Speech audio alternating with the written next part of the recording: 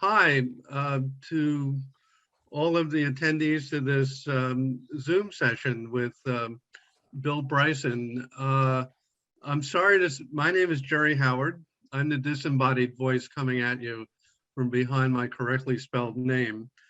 And I'm sorry to say, for technical reasons, my video isn't working, but I'm here to tell you it's no great loss. And anyway, it really is my pleasure to welcome you all to this very special conversation with the fabulous Bill Bryson about his equally fabulous book, The Body, a guide for occupants. We're grateful to Bill for taking the time out to do this event from his lovely home in the beautiful countryside of a certain small island. I'm a recently retired book editor, and one of the glories of my career was the opportunity to work with Bill over 2 decades on 7 of his books, if I'm counting correctly, including The Body. I would have enjoyed the experience of reading his prose and pretty much leaving it alone because it was perfect. Even if I didn't know that those books would sell hundreds of thousands and in a couple of cases millions of copies, which was always good for one's career. I'll just say before we begin that Bill has a reputation as a prodigiously funny writer, derived in part from his snort out loud in an unfortunate way ambulatory memoir, A Walk in the Woods, but it sometimes overshadows his equally striking talent as one of the great prose explainers of our time. And that talent is on conspicuous display in one of the great masterpieces of science writing, A Short History of Nearly Everything, and equally in its sequel, I think you can call it, The Body. And he's such a good writer. He makes it look easy, which it really isn't. And so I'll go start. We have a lot of bodily organs and processes like sleep and nutrition to get to, and a lot of odd and wonderful anecdotes to get to as well. So enough to preliminaries. Bill, welcome to Orange County. How's the old body feeling these days? The old body is feeling old, but thank you very much, Jerry. I'm delighted to be with you and with all of your people. I wish I was there in person. As you know only too well, Jerry, I was there once a few years ago. You and Suzanne had me for lunch one day, and it's a lovely place, as you well know. Yeah. And I would give anything to come back. So perhaps one day you'll actually allow me to do this in person. Well, they're still selling Little Debbie's at the ShopRite, so that wasn't the primary reason I came. But I know, but an incentive, yes. Yeah. But anyway, I'm glad to be with you. And just before we start, because you just draped all of these compliments all over me, I just have to return them and say that you were by far the best editor I've ever encountered, and it's a great loss to publishing that you have now retired. But you're working on you're writing a biography, aren't you? Yes, a biography of a literary critic. I tried to choose the most commercial subject I could find. You can just feel the excitement building from coast to coast. I'm very happy working on it. So, 2 questions. How did the idea of undertaking The Body first occur to you? And it would obviously have been a lot of work to do. Were you a little scared at first? Did you try to run away from it? Yeah, well, yes and no. I mean, anytime you take on any book, especially if it's a big subject, it's a little bit intimidating because, you know, I'm not medically trained. I'm not an authority. My position when I do these books is that I'm starting from a stance of ignorance and trying to make a virtue of that. So it is always a little bit frightening in that sense. But at the same time, it's exciting because I'm ignorant. The one advantage I always have is that I can, you know, I have this infinite capacity to be amazed by what I'm learning. I haven't become jaded or from you know, over familiarity with the subject. So there's always that, and that brings, I hope, a kind of freshness to the approach, because I'm not a professional. I am very much learning. So it was something I'd wanted to do for a long time. I think, like most of us, I had spent a lot of my life aware that inside me there are all of these very, very important vital organs that are keeping me alive and keeping me humming, and that I'm totally dependent on them for all kinds of things. I mean, just my entire existence. And yet I always felt slightly ashamed that I didn't really have any real idea of what they're doing in there, how they fit together, and what their function and purposes are. If I'd had to, if you told me to unzip myself and reach in and inside my body and find my spleen, I wouldn't have known where to begin delving for it. But now you do. Well, Let's now see it, Bill. a bit. Let's see that spleen. It's up high. I remember that. I can't. It's been a while since I've written the book, but I know I would still have trouble finding it, and I would have had, I wouldn't have been able to tell you a single thing about it. So I really wanted to correct this ignorance, and go on this kind of journey of learning about what's inside me. And because we all spend our entire existences occupying this space that is our physical body, mostly without really understanding how it's put together and how it operates. Well, it's a pretty wonderful story when you take it all in all.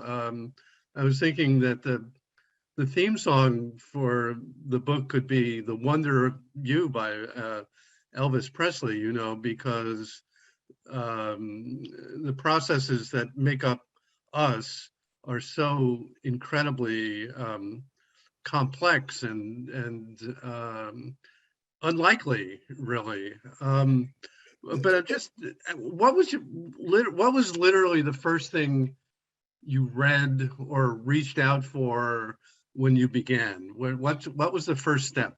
It's the very first thing I start the book off with, because I have this extremely clear recollection of being in junior high school, probably 7th grade, and in Des Moines, Iowa, and being told by I think it was by our biology teacher, but being told that all of the things necessary to make a human body, all of the chemicals and components necessary to make a human body, if you went to some sort of a drugstore or supply place, you could purchase them off the shelf for like some trivial amount of money. I don't remember how much, but like $13 or something like that.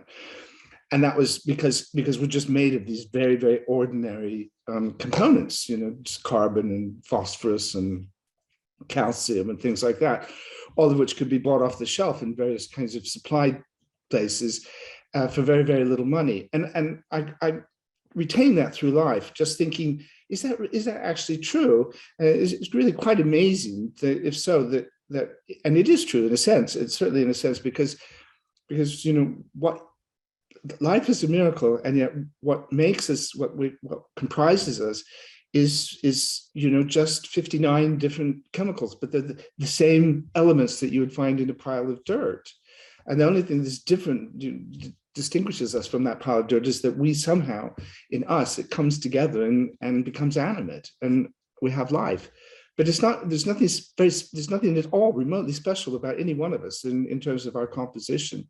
I remember actually the exact same factoid from my high school biology class, and it's humbling. Of course, the price of us has gone up. You could say, and we're a little more expensive, really, than we were told in high school.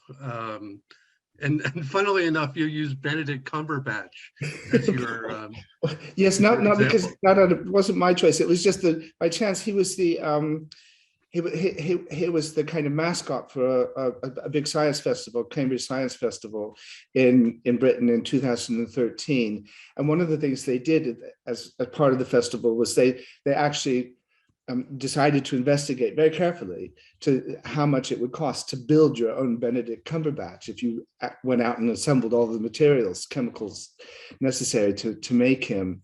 And I cannot remember exactly what the sum was, but it's not trivial, but it's like $100,000 or something of that scale. I think Daniel Craig is probably even more expensive.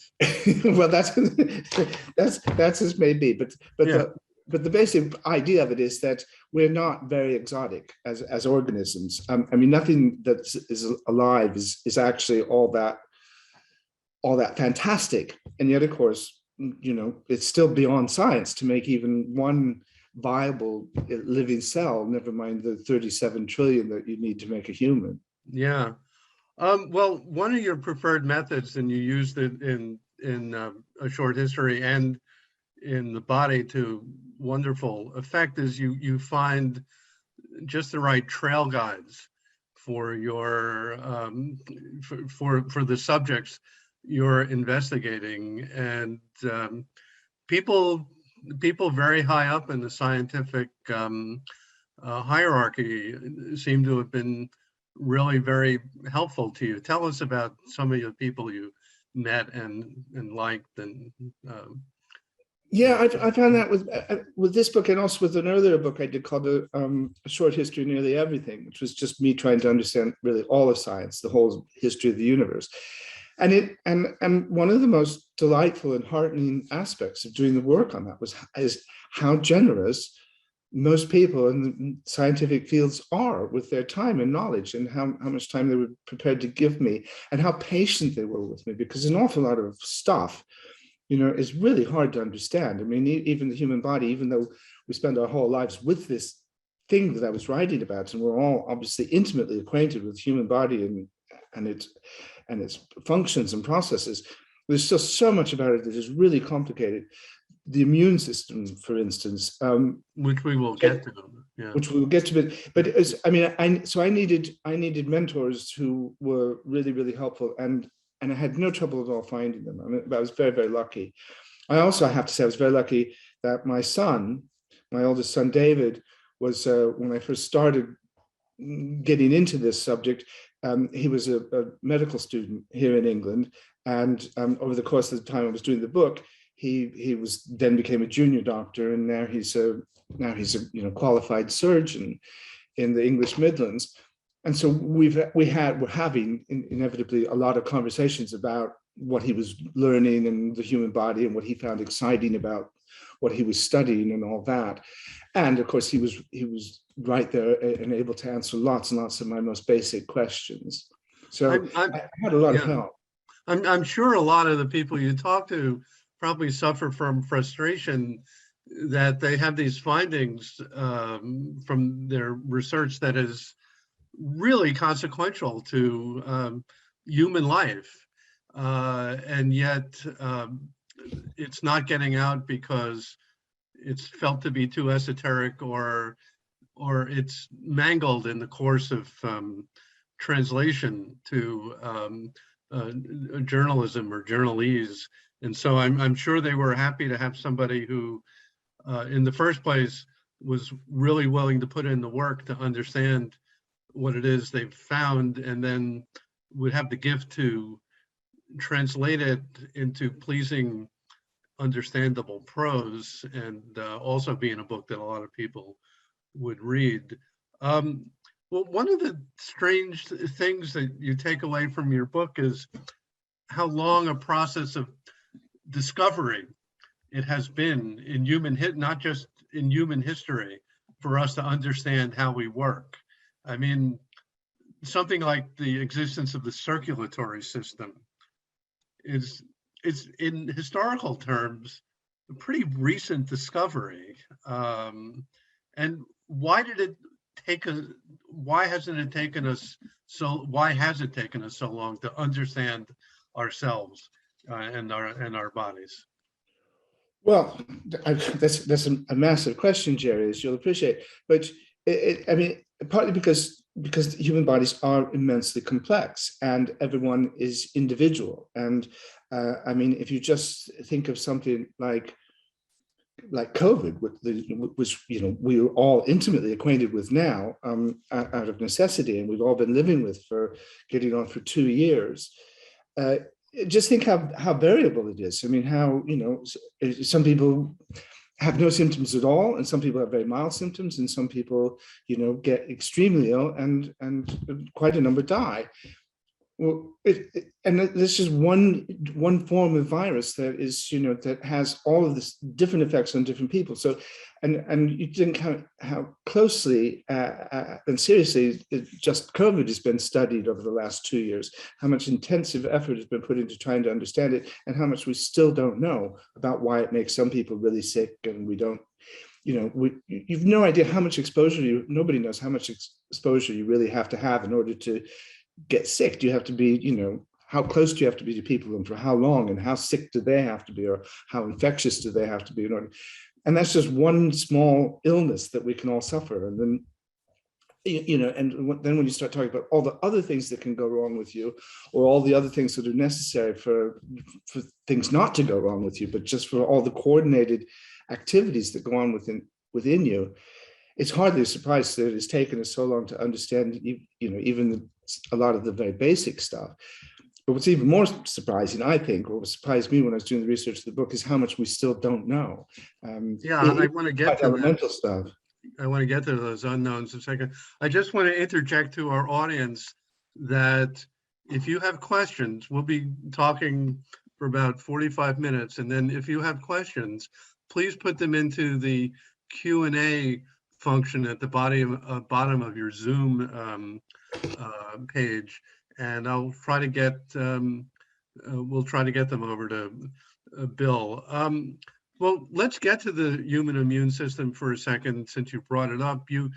Your chapter on the I should say, for those of you who haven't read the book, the body is basically a head to toe tour of the human body, organ by organ, but also deals with the big systems as well that run our organism, like nutrition, and for instance.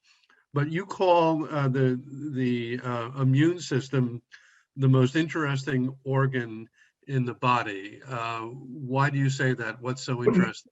I mean, I didn't say that. That was somebody I quoted. Yeah, I'm sorry you quote him, but I'm assuming you. Well, certainly. I mean, it is the kind of the most extraordinary part of us because of what it must do. I mean, an immune system has to identify all of these things, that all these pathogens and toxins and just random things that you breathe in or swallow or take into your body, and many of which can make you ill, many of which are, don't have any real effect on you at all, and some of which are actually beneficial to us. And it has to, look at all of these things and examine them, and then decide, which of them it needs to try to ward off and fight in order to keep you safe, and which it can safely allow to pass. And the amazing thing about something like the immune system is that it can respond to things that have never existed before. I mean, it has to be ready to take on anything you put that comes into your body, not just stuff that has sort of been trained or that it's learned somehow to identify, but new stuff. It's really miraculous that it would be able to do something like that. And it's such a fine balancing act, because obviously it has to be incredibly swift. It has to be incredibly diversified. It has to be able to identify all kinds of different things. And it does this in the most complicated way. I mean, I think there's something like 400 different kind of aspects of immune cells that you have to understand in order really to be an immunologist. I can only tell you that I had the most patient mentor of all, a guy named Dan Davis from the University of Manchester here in England, who helped me through it all. And even with spending lots and lots of time with him and asking him so many basic questions, I felt when I wrote that chapter, I barely understood what I was talking about, because the immune system is really, really complicated. And I mean, I have no shame in saying that, because I think a lot of medical people who don't deal with the immune system as full time would say that it's something they can barely understand, because it's just such a complex entity. I'm glad we have it. You have an eye for the odd or the incongruous detail, and there's this this strangely romantic moment in that chapter where you explain to us that kissing, that our first kiss may be a way for our respective immune systems to get to test each other's compatibility, which Yes, here's looking at you, kid. yeah. Well, I mean, yes, that's. I think I put that You in didn't just make that quite up, did you? parenthetically. No, no, but it's yeah. I mean, it's so much of what we do feels, spontaneous and natural, and as if it's done. We do it out of choice. We're motivated by personal desires, whereas actually quite a lot of it is, just fulfilling evolutionary imperatives, and like needing to breed and produce new generations, and things like that. And kissing is, I mean, you kiss another human being because of, you feel a passion, obviously, but there does seem to be at least some element of checking the other person out for compatibility. Oh, baby, my T cells love your T cells. Exactly. Yes, you put it much more succinctly than I could, but that's exactly what's going on. Yeah. But clearly at a subliminal level. So, the immune system aside, what was the most interesting organ of the body for you to learn and write about, and why? Oh, unquestionably the brain. I mean, the brain is what makes us us. It is, for self-evident reasons, it is the one thing that separates us from all other living things. All the other organs in the body are really obviously vital and important and interesting, fascinating in all kinds of ways. But your heart and lungs and liver are not very different from your dog's heart and lungs and liver. But your brain is very different, and your brain is what makes you human. The real struggle I had with the book was how do you write about the brain without having it just completely take over the book? Because I mean, the brain is probably at least 95% of what's really vital and interesting about you. But if you gave 95% of the book to the brain, it wouldn't be a book about the body. It would obviously be a book about the brain. But just to give you just one, I mean, the human brain is the most extraordinary thing. The one little factoid that just stuck with me was that if you took an area of your cerebral cortex, just 1 cubic millimeter in size, which is about the size of a grain of sand or a grain of salt, I mean, just tiny.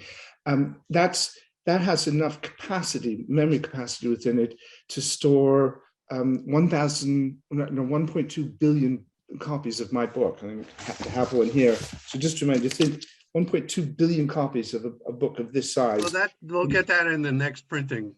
Yeah. And but I mean, just think about it: 1.2 billion copies of a single book in 1 cubic millimeter of your brain, and think of how many cubic millimeters of brain you've got. So it's just what the brain can do is just staggering. I remember another related statistic, or that one human brain contains at least as much processed information as has ever been digitized or effectively, yes. Yeah. It just, I mean, in a sense, what your brain contains in terms of digital information is as close to infinite as there can be. I mean, it is really just the most striking organism. So tell that to your Android. Yeah. Sorry? Tell that to your Android phone that's all proud of itself for gigabytes. Yeah. It is an amazing thing. And yet at the same time, as we all know only too well, the brain is also very frail, and it's easily damaged, and it fails as we get older, and lots of people, I mean, it fails very seriously and they end up with dementia. But even for those of us who are not clinically demented, it's still, as you get older, you realize that your brain isn't working as well as it used to. You find it hard to remember basic things. So the brain is by no means flawless, and yet it is also just quite extraordinary. I've always thought that the single most remarkable thing about the brain, when you think about it, is that, you know, every experience you have, everything you know about the world outside you, you know, if you're looking at me right now, it's being told to you by something that is buried away inside your head and has never seen that world. It has never experienced the world. And yet it's what's telling you this is what the world is like. I find that just... Yeah, well, a lot of philosophers have great fun with that idea that it's all in the, literally all in the brain. And yeah. So moving on to something else, you know, when people say where you are not alone, they generally mean aliens who arrive here on spaceships, you know, with death rays. But we're not alone in the bodily sense as well. And this really struck me, that there are just trillions of microbes that inhabit us. And, you know, all germaphobes say if they're told that for the first time, would say, oh my God, but the vast majority of those microbes that are in us are not only neutral, they help us live. I find that absolutely. really amazing. I mean, I think most people find it pretty amazing. Depending on how you measure these things, whether you count the number of microbial cells you have and then how many, you know, human cells you have, or whether you're counting by weight or distribution or however you decide to measure it, it's quite easy to come up with measures in which we are actually more microbe than human. And most of the microbes in us and on us, and there's just, you know, tens of billions, uncountable numbers of them, a very high proportion of them are extremely beneficial. You know, the microbes in your gut are what helps break down food and keep you healthy and sleek and productive. And if those microbes disappear, then very often you end up with serious, you know, health conditions. What did they do? Maybe besides, I think a lot of people are familiar with the term gut health, but what else do these microbes do to help us get through the day? I don't recall, Jerry. Sorry. Okay. No, I mean, most of them are neutral and don't do us any harm at all. But others are, I don't know, they're just all over the place, and a lot of them are just helping to keep you healthy in lots of different ways. Well, we're grateful. So one of the main takeaways that I got from your book when I was editing it is, I mean, there's many stories of medical progress and medical science and discovery. And it's a very hit and miss process, medical progress. And there are quite a lot of mistakes and dead ends along the way to the cures and the therapies that actually work.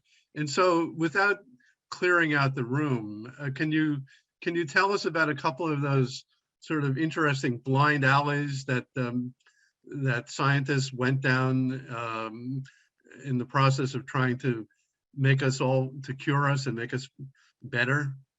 Well, let me think. I think, well, one of the ones that I began to touch on earlier, and it's always struck me as, I think it was one of the saddest parts of the book, was the discovery of Alzheimer's, and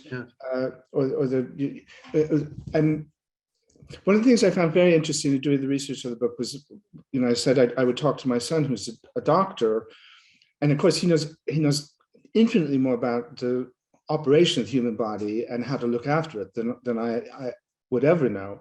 But I also found that very often when I'd ask him questions like, you know, why is it called Parkinson's disease? Who is Parkinson? Or why is it Alzheimer's disease? He wouldn't know those things because he wouldn't know the sort of biology of the human body, or just the history of developments, because he would have a very good idea on how you treat Parkinson's disease or Addison's disease, but he wouldn't necessarily know where the names came from, because that wasn't part of his training. And Alzheimer turned out to be a really interesting German doctor, Alois Alzheimer, who had a patient come into him in about 1900. And this poor woman knew that her memory was failing in a really serious way. What she said to him was, "Doctor, I'm losing myself." She was losing control of herself. And he couldn't do a single thing for her. He just didn't know what to do for her. And he kind of kept an eye on her for 6 years, and she just declined throughout that time. And he wrote it up in, for a journal, what his experience was with this case, and that's why it became known as Alzheimer's disease. But at the same time that this was happening with this poor woman, whose name was Auguste Dater,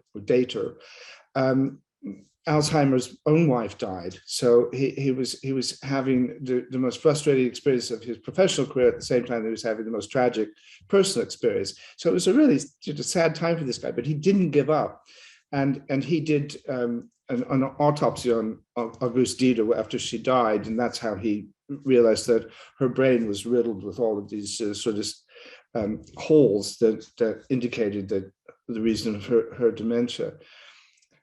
And I think the most poignant aspect of all of this is that, and I don't know if this really comes right to your question, but the most poignant thing about all of this is that this was, as I say, about 1900 that Alzheimer was doing that.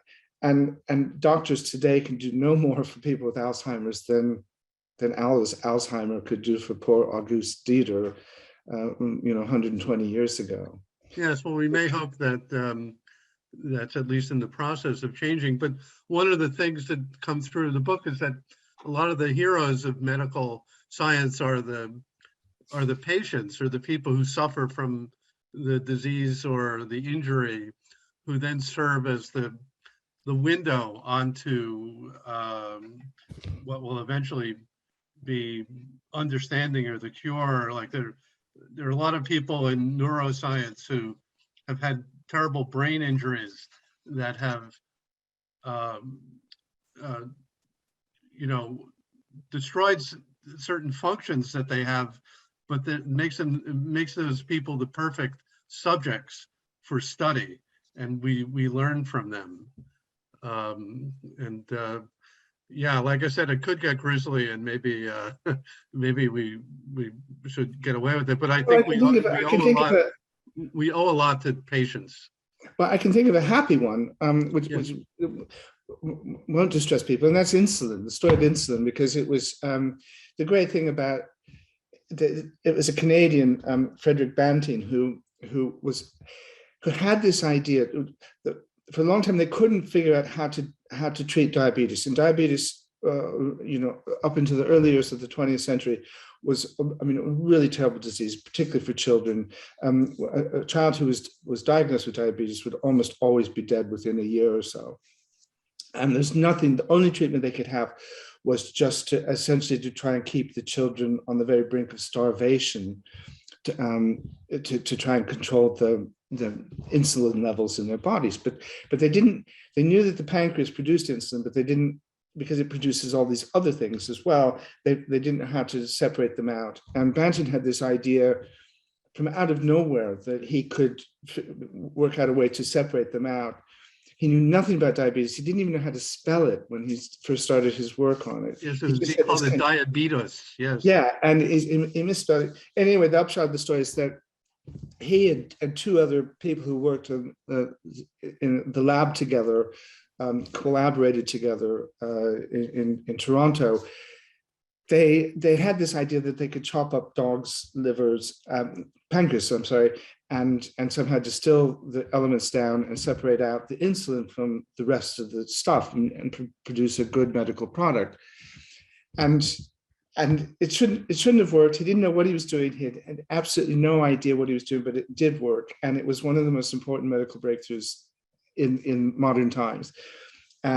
He just had a hunch, and it was just a wild hunch, and it worked. And then the other thing that I think makes the story really quite charming is that the three guys that were responsible for this breakthrough, Banting and his two colleagues, ended up absolutely hating each other, and to the point that the two of them at one point were rolling around on the floor trying to punch each other out because they couldn't agree on who should get the right amount of credit. Yeah, they were. And the lad wasn't even there. He'd gone home to Scotland for the summer when they had their breakthrough. He was awarded a share of the Nobel Prize, which he didn't deserve at all.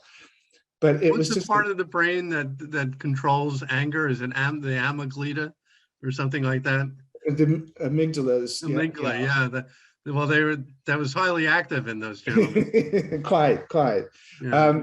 But that was one of those things where it shouldn't. I mean, it shouldn't have happened that he had this success, and he did, and the world was really transformed. I mean, of course, we all know people who are alive, friends and relatives who are alive because of that. So, I mean, there's a lot of accident in medical progress, and antibiotics and the very famous story of Fleming and penicillin. Exactly. I think probably everybody knows that he just left a petri dish. He went away on vacation, and when he came back, he realized that this petri dish he hadn't cleared out would have normally have tipped out and washed up. He'd left it, and he saw that bacterial growth had been impeded by this fungus that was in there, and so that led him to separate out penicillin and create the first antibiotics. So, but there's an accident to follow that accident, because I'd always got the story that penicillin was from a moldy orange, but in fact it's from a moldy cantaloupe. Yeah, that's again just an extraordinary happenstance. But what happened was that Fleming, as you know, discovered penicillin, but it became really hard to produce it in bulk. And a team of researchers led by a guy named Howard Florey, an Australian at the University of Oxford, they worked out how to make penicillin, but they couldn't get it in any bulk, make enough of it to make it really medically useful. And then the World War II came along, and because Britain was being bombed, they moved all of the research to Peoria, Illinois, to the middle of the United States, which was obviously a much safer environment. And there, what they tried to do is they just looked at all the molds they could find from all over the world, trying to find one that would work in terms of producing large amounts of this clearly beneficial antibiotic that they couldn't produce. And nothing worked, nothing that they tried worked. And then this woman named Mary Hunt, who just worked at this facility, wasn't a researcher or anything, but just worked there. One day she was at her local grocery, and she saw a cantaloupe that had an interesting looking golden mold on it. And she brought that in, and they scraped that off and distilled it or did whatever they do to it. And it turned out that it was just wonderfully effective at producing penicillin. And that became the key to producing penicillin in bulk and doing it successfully. And every bit of penicillin that has ever been produced since that day has come from the mold that was found just by random on her cantaloupe, Mary Hunt's cantaloupe. Yeah, just think about that the next time you're squeezing a cantaloupe at in the produce section. So I could not. There's many wonderful odd things in the book, but here's my favorite. Okay, there are a lot of weird museums in the world, but if you've already exhausted the Barnes collection and the Philadelphia Museum of Art when you're down in Philly, you might drop by at the Foreign Body Collection. Tell us about this. It was assembled by a man with the unlikely name of Chevalier Quixote Jackson, which is wonderful in and of itself. But tell us about this. Well, he was early 20th century, as I recall, and but he was a doctor, and he just became a specialist in retrieving swallowed objects and from people. So people would bring their, would bring their children who swallowed things to him, because they knew that he was very good at it. He also retrieved a lot of things from people who had died from swallowing objects, but he kept a collection of them, an enormous collection, which you can still go and see at the name of the museum escapes me, Jerry. I'm going to tell you, it is the Foreign Body Collection, and I But think it's in a particular museum, and I can't think of the name of it. I'd have to look in my book. But a most wonderful little museum full of all kinds of medical oddities. But in the basement of this museum, there's a quite beautiful cabinet with shallow drawers that you can pull out, and each drawer is covered with glass. And then inside you can see all of the foreign objects that Chevalier had pulled out, Jackson had pulled out of people's gullets, sometimes saving their lives and sometimes doing it as a kind of autopsy. And he kept all the objects and kept very scrupulous notes about what had happened and whether the people survived or not and in what circumstances they swallowed it. And the things they swallowed were just amazing. I mean, one of them that I've seen a photograph of in an X-ray was a safety pin that was probably about that big. I mean, it was probably 2 inches or more high. How somebody swallowed that, goodness alone knows. Clearly, some people there was some pathological condition that made them swallow very unwise objects, nails and tacks and things like that. And then others were much more Kids, sort of tragic. Children swallowing things by accident. Quite an extraordinary collection. I wish I could remember the name of the museum. It's certainly worth a visit. Yeah. So I do have to say that in editing and reading the book, there's a small hazard of bouts of hypochondria, and I wondered whether you experienced anything like that. Did you start reading and researching something you think, God, I might have that or something like that? Or it's impossible not to. I mean, it really is, just because that was one of the things I had to do. Is I was for every organ of the body or every system within the body, reading about all the things that can go wrong, and particularly at the beginning, I just felt like, oh my God, I have those symptoms.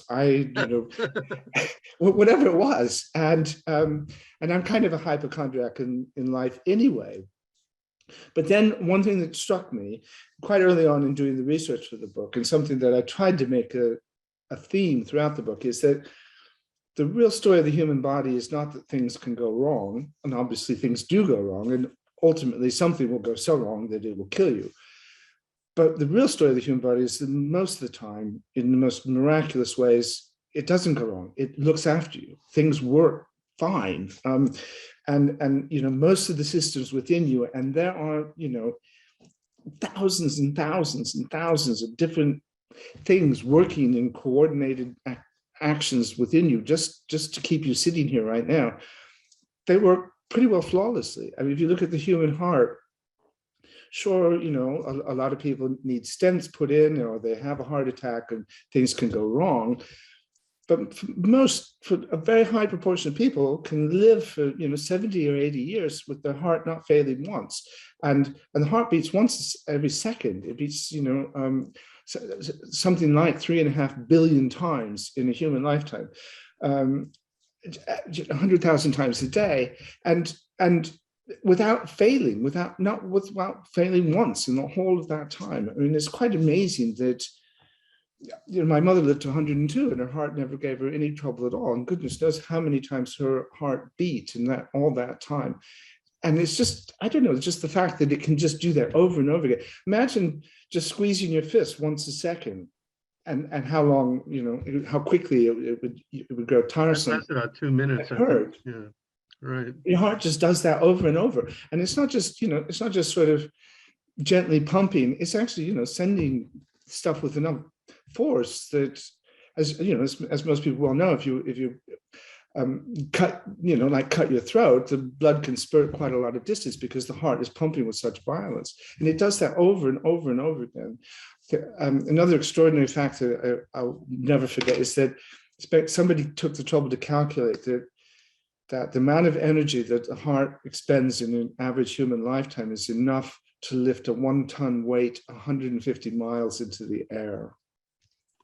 That was an amazing. And all of it is doing, and it's doing that, and all the other organs and functions and systems of the body are doing their thing, all in this miraculous coordination. Without anything in charge. There's no, there's no part of you that's actually, there's no sort of command center that's organizing all this. Everything within you, all these 37 trillion cells, each one of them is just, a mindless little entity that is just responding to inputs and, chemical demands that are put upon it and expectations that other cells have of it. And it's all working in this just, incredibly coordinated, choreographed manner that is a miracle. So as I said earlier in our conversation, it's hardly a wonder that there's so much of it we still don't understand. Yeah.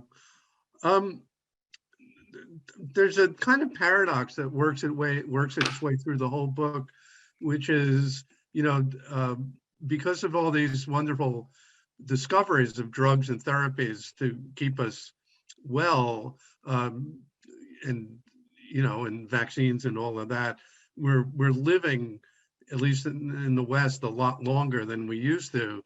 And yet there are a lot of things in modern life that just aren't good for you, and that might very well kill you. That, like your immune system, which we talked about earlier, there are a lot of autoimmune diseases that we don't understand why we get it. And of course, our modern diet is, at least in the especially in the United States, is perfectly miserable for us. So maybe you could try to unpack those two contradictory things. Well, the main thing is that one of the inescapable things about existing as a human is that it's inevitably a kind of downhill journey. You get old and die. That's just got to happen, and as you get older, your body starts to get worn out, and it doesn't work as well, and eventually it starts to sort of deteriorate and fall apart. And one of the great paradoxes is that medical science has allowed us to keep those bodies going longer and longer and longer. But one of the great worries we have is that we can all live a lot longer, but not necessarily preserve the quality of life that we had when we were younger. And so this is going to be a crisis probably for the indefinite future. Is if we can keep people alive. I mentioned my mother, she lived to 102, which in a medical sense is a most fantastic achievement. But, the sort of tragic side of that is that for the last 10 years of her life, at least, she was essentially a vegetable. I mean, she wasn't really living as a delightful, fully functioning human being. She didn't really know where she was. She was practically blind and deaf, so she didn't really know what was going on around her. And that increasingly, I don't mean to be too gloomy about this, but that increasingly is a prospect that we all face in greater or lesser measure, because medicine can keep you alive, but can't necessarily keep you sleek and humming and trim. Well, get to work on that, doctors, would you? I want to go to some questions, if I may, at this point. We've got a few here. There is a gentleman. I want to mention a note for, it's not a question, but a gentleman named Stephen Leonhardt read A Short History of Nearly Everything. He said, he finishes, that book has inspired me to become a science teacher myself, and I am currently student teaching. So thank you. It has been a major inspiration for me, which I thought you would like to hear, Bill. That's the best thing you can hear as a writer. I do get that from time to time, that kind of thing where, there really is nothing more gratifying. Yeah, his question is, how do you balance learning all the information that you need to with writing a book at the same time? It's like kind of like becoming a juggler, right? It's a funny thing, and I've kind of demonstrated this a little bit today. But during the time I'm writing the book, I am, first of all, obsessively interested in every aspect of whatever that subject is. Whether I've written a book about traveling around Australia, and I've written a book about the history of the universe, and a book about the body that we've been talking about today. And I found that although I cannot retain all of the facts in my head, I'm pretty good, or have been pretty good from experience at knowing where the facts are. I mean, kind of knowing where the piece of paper or the note card or whatever is that I need in order to put some paper down on a page, some information down on a page. So I become, for a period from 3, 4, 5 years, pretty good at organizing the material and retaining, where it is, what's on which note cards and which scraps of paper and all that kind of stuff. And my files are pretty good. And then what happens with me normally is then I finish that book, I write the book, I send it off to Gerald Howard to edit and improve and make sensible questions about and correct my spellings and grammar and all that. And then I begin to forget all about it and historically move on to the next subject. I haven't moved on to another subject with this book, but I do find that I forget all about it. I cannot retain all the information. So it's something I really feel as if I really know my stuff for the time I'm working on the book, and then 6 months after I finish the book, it's just all begins to fade away, and then I struggle to remember, like, the name of a museum in Philadelphia, because I haven't. By the way, it's the Mutter Museum. We have some alert listeners. Thank you, alert listeners. Because I haven't had to think about it since the day I wrote about it in the book. And I mean, as I was saying earlier, that's the way the human brain works, is you tend to discard facts and information that aren't necessary to your continuing existence. Speaking personally, I wish somebody would write in one of those long New Yorker articles about neuroscience, about why it is that it's names that seem to go away first in your memory. We were watching a sort of lousy movie this morning, and there's an actor on the screen, and I said, "Oh, that's..." The guy's name went right out of my head, and about 2 minutes later, Gene Hackman, who I've seen in... Yeah, how could I forget Gene Hackman's name? I know. Yeah, all right. So this is actually a good question from Megan Doyle. Did writing this book inspire you to make any changes to your life and habits? If so, what is one or more thing you learned that you feel made you behave or be healthier? Yeah, no, it made me take vows that I haven't really followed through on. I'm embarrassed to say, but what it really did teach me, I mean, genuinely really made me appreciate what a gift life is. We just touched upon this a few minutes ago, but the miracle of all of these 37 trillion cells working in a coordinated fashion to make you, to keep you humming, to give you the rare and supremely agreeable condition known as life. And you only live once, and life is flanked by 2 extremely long eternities when you don't get to exist, and in between you just have this very short period to live and think and breathe and do and enjoy the glorious sensation of existing, and that's really the thing that was just driven home to me by doing the book, by researching the book, was just what a privilege, what a gift it is to have life, and how foolish it is. We all do this, but how foolish it is to take it for granted and not stop at least once a day and just think, good Lord, this is just wonderful just to exist. How lucky is this to have this? So that was the thing, the kind of the one lesson I came away with was just to appreciate being alive, because it doesn't go on for all that long. So you made a positive change in one person's life. Steph says, I just wanted to personally thank you for helping me get my husband to throw out a 20-year-old pillow by bringing up the factoid about how many old pillows are mostly dead skin cells after a certain amount of time.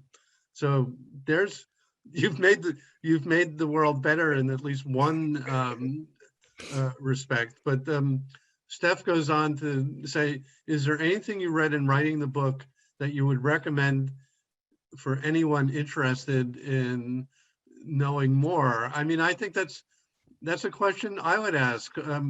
What are the science books for the general reader that you feel, besides your own, really convey the wonder of how our bodies work and how scientists go about understanding it? Oh, right. Well, there are so many, and I think science writing. You'll know more about this than I do, Jerry, because of professional background. But I think science writing is an area that has produced just a galaxy of the most wonderful and gifted writers, and doesn't always get the credit that it deserves. It doesn't have as the profile, I think, science writing that it really merits. And I mean, I could name so many books, or so many great writers. I mean, people leap to mind of people like the late Stephen Jay Gould and Carl Sagan, and just so many people like that. When you and I were in high school, I remember we were assigned these books by a New Yorker writer, classic New Yorker writer, Bertrand Ruchet. And he specialized in what he called stories of medical detection. And one was called 12 Blue Men. And they were like Sherlock Holmes stories about diseases that had the doctors absolutely stumped, and they would go on to time. And I just loved it. Really, do you remember those books? Or? Yeah. And in fact, I went back and read. I have the New Yorker on disc form, and so I had every issue from the first one up to 1990 or something. And I actually went back and read every single article he wrote for the New Yorker, and kind of helplessly read them because they were so good and they were so compelling. And just as you say, I mean, every one of those stories was based on a medical mystery. You had a certain number of people turning up with similar symptoms in the same area. Nobody could quite figure out what they were, and sometimes it would turn out that it would always turn out it would be some disease that was little known and not easily recognized. In one case, it was bubonic plague, which was so little experienced by most doctors that when it actually cropped up in some locality, it wasn't recognized until half a dozen people had come down with it. And then there were lots and lots of others, and it was just he wrote brilliantly. He told these stories extremely well. I found it very inspiring. Important book, actually. Again, we're getting into slightly grim territory, but there's a very great book by a professor named William O'Neill called Plagues and People, and it's the biggest possible picture look at how things like plagues, infectious diseases, have really shaped human history, and luckily we're not suffering from the bubonic plague now, but COVID is bad enough, and you can feel world history changing as a result of a virus or a microbe. It's an astonishing thing to contemplate.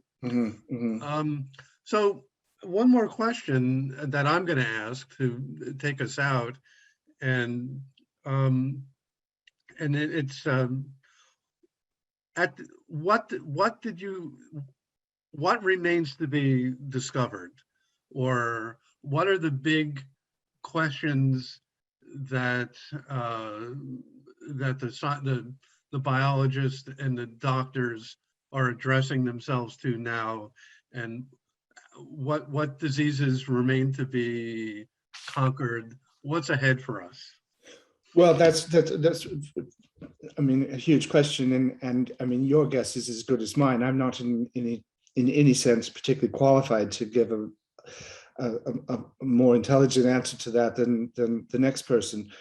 But I think one thing I did hear or was told during the course of the research of the book was somebody, this was in Australia, a man who spent his professional life researching Alzheimer's disease and trying to get to the bottom of it. And he told me that in Australia, at the rate, and this would apply to other countries as well, but at the rate that the people are getting Alzheimer's disease, and then because of advances in medicine, being able to live longer with it, that they're reaching within, I think he said 25 years, it's been forecast that the amount of money that most governments will be spending on healthcare just for Alzheimer's will be the same as is being spent now today on all healthcare. That is just, there's going to be so many people at the rate we're going, unless we find a cure for it. That Excuse me, while I go crawl under my bed. Yeah, no, so that's power, yes. But I suspect that quite quickly, I mean, suddenly from out of the blue, there will become a cure for that. It's just something that people all over are working on, and if not a cure, but it's some way of making it, much less therapy, maybe. Yeah, the therapy, but that we will find some way of dealing with it. There's that, and I think the other big issue is likely to happen in the coming years is how you control, now with CRISPR and the ability to get, go right into cells and start manipulating them and guiding them and having them behave in certain ways.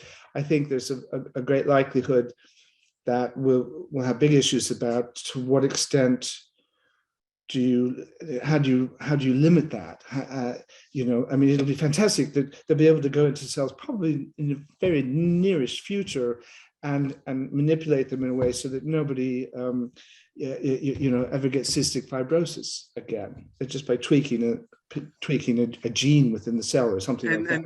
And cancer is, of course, diseases, but they'll also be able to go in and they'll be able to say, and would you like your baby, when it's born, to be able to run a little faster, or maybe be a little bit smarter, or play the piano well, or who knows what, and how you limit it so that you're tweaking genes for commendable and good and noble purposes, and not just making your children superior to other people's children.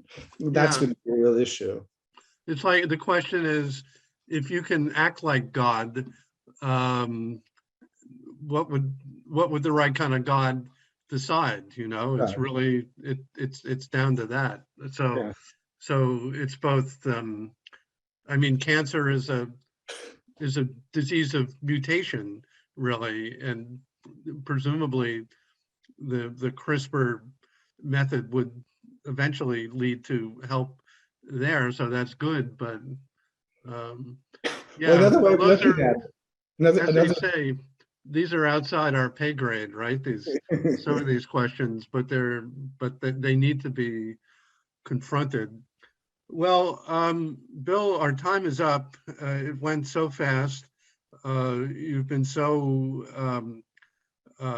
eloquent and genial about talking about this subject. I hope I really love doing this, and I'm sure everybody out there in Orange County has enjoyed it as much. So great to see you. Thank you for doing this.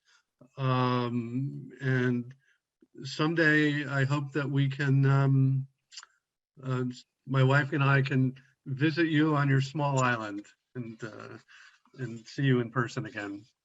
Well, thank you very much, Jay. I've had a great time. It's been a real pleasure staring for an hour at your name on a black screen. But I have actually, questions were most stimulating, and I really, as I said at the outset of this session, I would love to come back and see your gorgeous neck of the woods in person again. And it'd be so much more pleasurable to talk to audiences in person. So Well, let's hope that we can thanks. make that happen one day. Yeah, thanks to medical science, we have a long time to make that happen. All right. Take it easy. Thank you very, Bill. very This is much. Cynthia. Thanks. Bye. Bye.